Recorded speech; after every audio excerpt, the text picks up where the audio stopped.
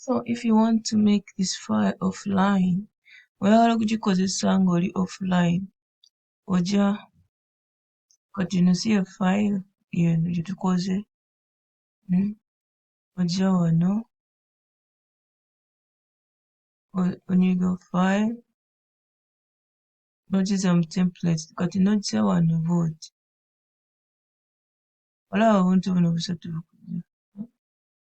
Olaba obuntu buno busatu. Kati no, and you go like this, you got the file. This is a file you want to make offline. You go like this. Available offline. Kano kagambo okateekako. Olaba?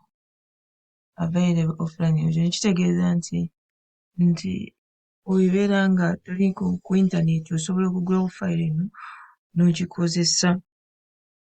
It means that if you're not on the internet, you can open this file and use it and edit it, and osobola okugyeditinga, osobola okugattamu kyonna ky'oyagala, obubaka bw'ofunye oli wa Mukama n'okola ki? Mukama yeebase.